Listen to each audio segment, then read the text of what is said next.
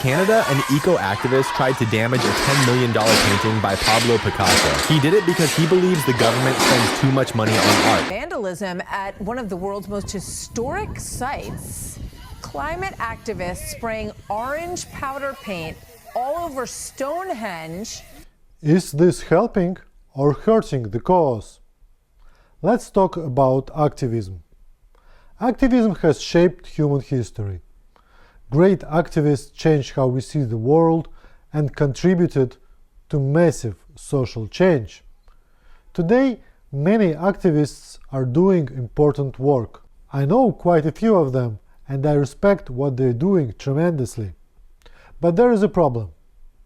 In the last couple of years, my attention was drawn to what I call selfie activism. Selfie activism value attention more than results, performing outrage for clicks instead of fixing anything. Selfie activism is not only useless, it's actually counterproductive. And I'm going to show you why. But first, let's define what effective activism actually looks like. The goal of activism is to create political or social change. So what does that actually take? First, understanding. You can't solve something you don't understand. Great activists deeply understand the problem, how it was created, why it persists, and whether it worth addressing. Second, vision. A solution that's better than the current situation, and that's moral, just, and achievable. This is hard, but it's necessary if you actually want to solve the problem. Third, action. Activists mobilize people and resources towards their vision. They choose tactics that fit the goal. Attention is a tool, not the end point. The goal is real change, shifted policy, committed resources, measurable outcomes. Great activists have all three: deep understanding of the issue, a clear vision for solving it, and the ability to organize movement towards that solution. Now, let's look at selfie activism through this framework. The splashers.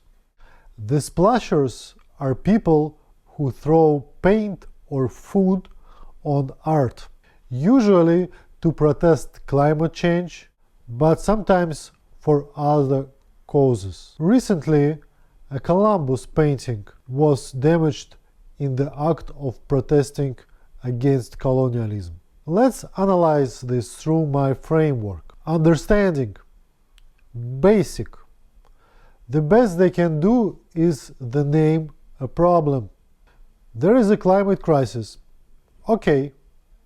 We need to do something about it. Okay. Same with Columbus.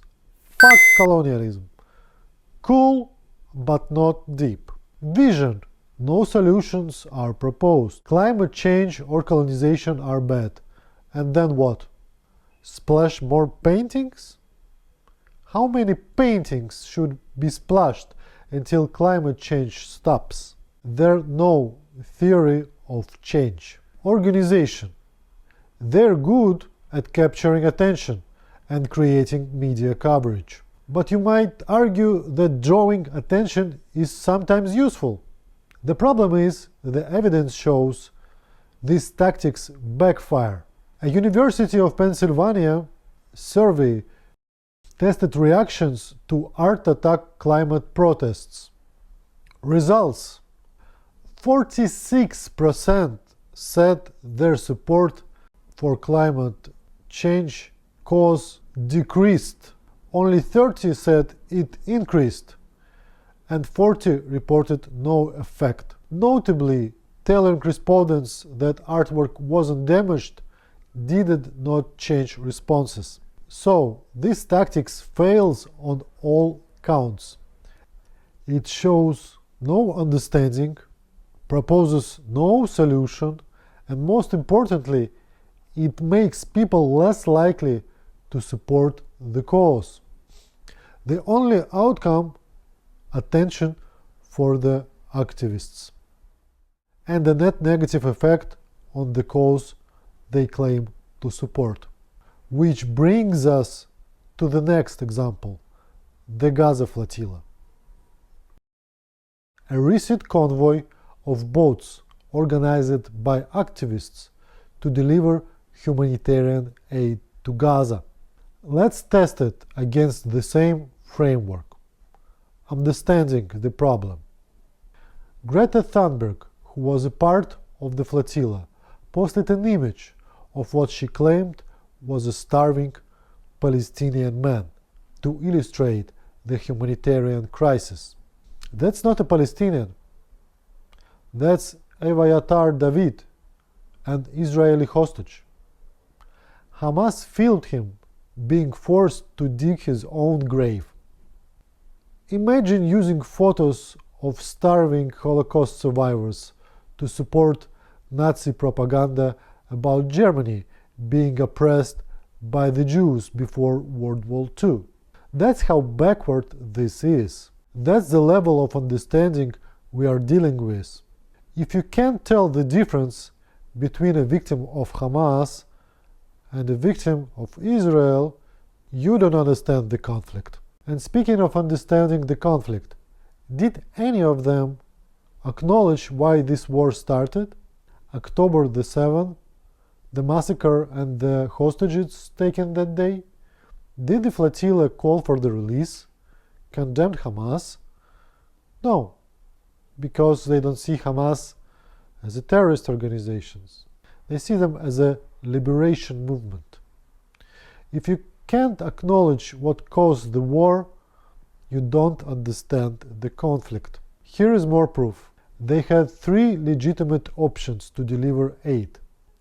The Italian Prime Minister, Giorgia Meloni, urged them to hand over aid in Cyprus to the Latin Patriarchate of Jerusalem for distribution to Gaza.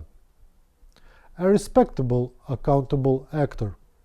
Israel offered to receive and deliver cargo through established channels, and they can use the UN Cyprus Maritime Corridor, which 8 organizations used successfully. The flotilla rejected all three options. Instead, they choose to rent ships, fuel them, pay crews, and sail directly into a military blockade. After being publicly warned they be intercepted. If this was truly about delivering aid, why reject every legitimate delivery route? Vision for a solution. Their stated goal was to break the illegal blockade and deliver aid. But the 2011 Palmer report concluded the naval blockade was legal. So their solution was to break a legal blockade because they claim it's illegal. Which means their vision isn't about solving the conflict or even delivering aid. It's about creating a provocation, which they did. Organizing action. I'll give them credit. They organized ships, crews, and participants. They got press coverage. But what did they actually accomplish? They were intercepted at sea, escorted to Ashdod, detained, and deported. Israeli authorities reported the total aid on board was less than 1 truck's worth, after spending massive resources on ships and fuel. No aid delivered, just headlines. So what did all the organization produce? A platform for the participants.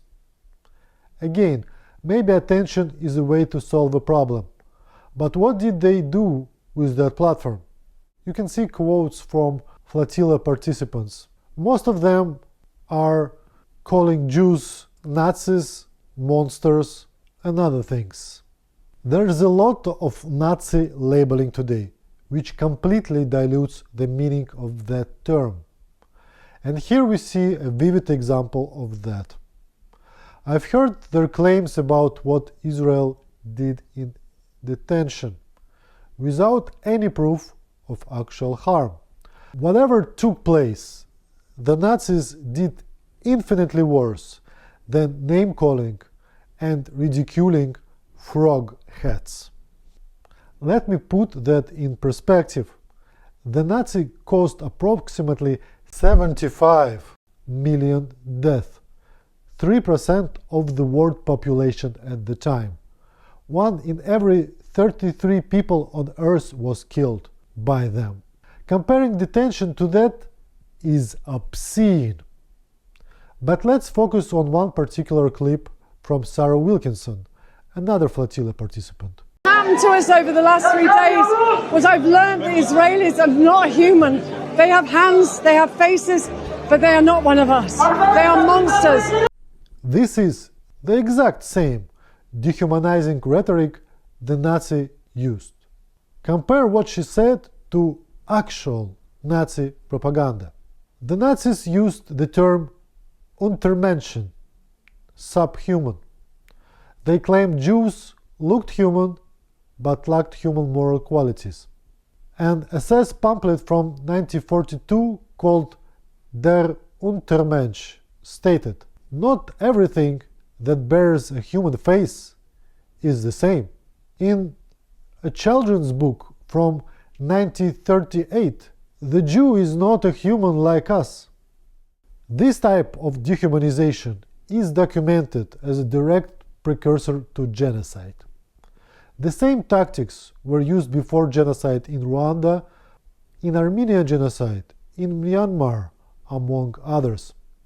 It's how you prepare a population to accept mass violence. And here we have a flotilla activist using Nazi rhetoric while others call Jews Nazis. Right. Sarah Wilkinson is also a Holocaust denier. What's a surprise?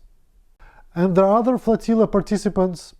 No problem with any of this. The result?